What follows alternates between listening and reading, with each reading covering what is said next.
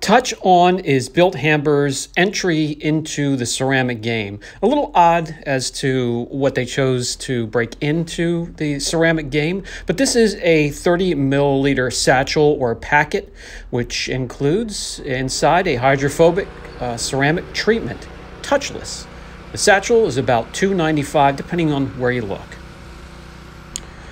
As you can see here, the vehicle we chose has no protection whatsoever, completely flat sheets, but just barely even sheets at all. There's no protection at all on any of these panels. Bilt Hamber is, it seems, in the midst of putting together a touchless way to clean and protect your vehicle. I agree and disagree with some of that. I agree that touching your vehicle at all in any way will scratch it.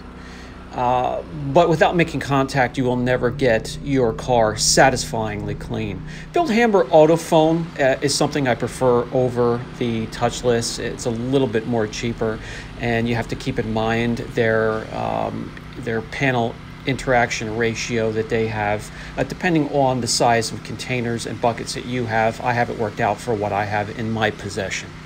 But with the auto foam, we love to foam the car down, rinse it, foam it up one more time, and then start the contact wash with mitts. We're going to get this car perfectly clean. We're going to clay it before we lay down the touchless. It's just, I cannot do it any other way. I cannot do a touchless rinse, foam and rinse, and then put a protection on the vehicle. That may be what they were aiming for, but I consciously can't do it. Or better said, it's not that I can't do it, I won't do it, protecting a dirty car. So as you can see here, we're taking our time, we're scrubbing it down, we're rinsing it thoroughly, and then we'll get to the little sachet of Touch On. Touch On, by the way, is meant for a foam lance. You could put it in your bucket. It does contain surfactant, so it can clean when you put it in your bucket. It's going to be a low foaming. Anything with SiO2, there's not going to be many suds or foam, and they will actually break down quickly in the bucket. So let's tear open the sachet, and you can see it's just going to pour out of this little tiny hole here, the entire contents into my foam lance, and I'll fill not the rest of the way up, but maybe just under 3/4 of the way up with very clean warm water. Touch On is meant to be used about 1 time per month. It can also be applied in a trigger spray. So if you have a 32-ounce bottle, empty the contents into your 32-ounce spray bottle with a spray trigger, put the rest nice clean water, and you can apply it to the vehicle that way and then rinse.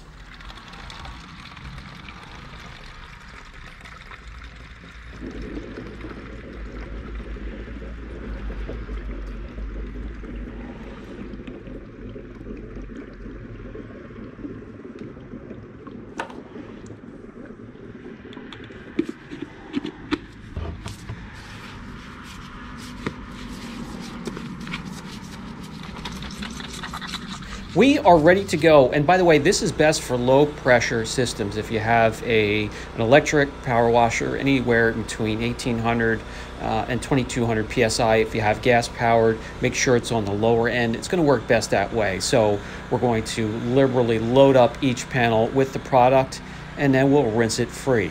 You can see immediately there is water behavior. There's a reaction as we get the product onto the surface, and by rinsing it, that'll help spread it out a bit. So we'll take the foam lance off, we'll put our nozzle in, and we'll start to rinse as quickly as we can.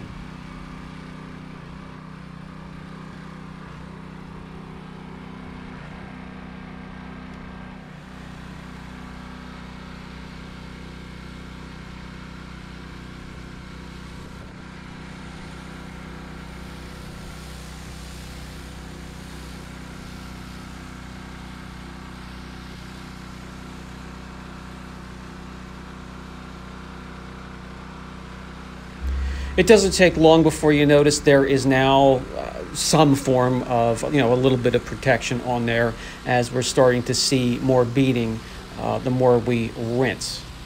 Not quite as high tension and impressive as I thought it would be, but it's a step in the right direction.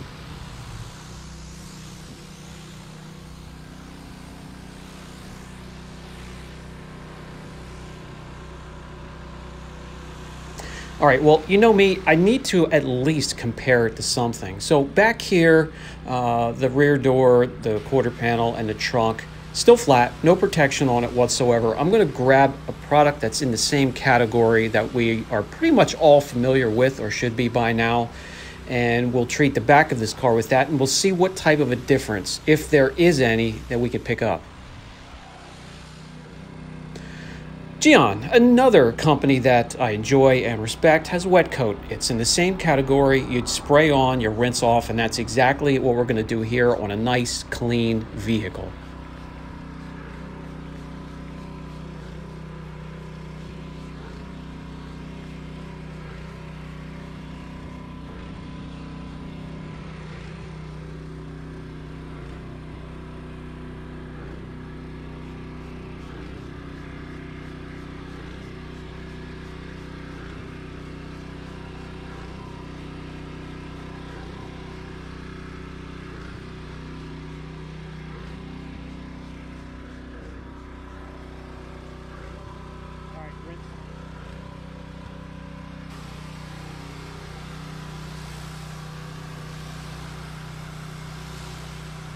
This is the type of reaction that I'm used to, and I don't use touchless products often because you can't get nice, even panel protection and layering using a touchless product.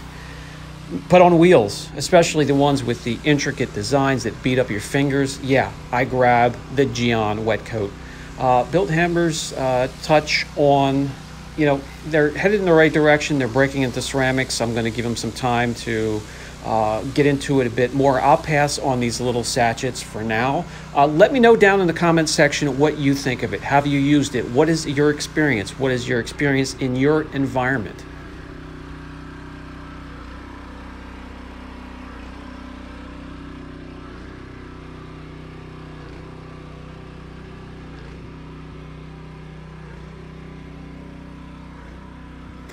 Okay, we're not done yet. I do want to dry off the vehicle, and I want to see if there's a difference at all, if I can quickly tell by touching it, a difference in slickness, and then we'll get out the gloss meter, and has it made any impression at all when it comes to the reflectivity and the gloss of the panel? Let's find out. Just by running my hand over it alone, I can't tell the difference between the two. It's a wash. But when it comes to gloss, there is noticeable differences just in the numbers.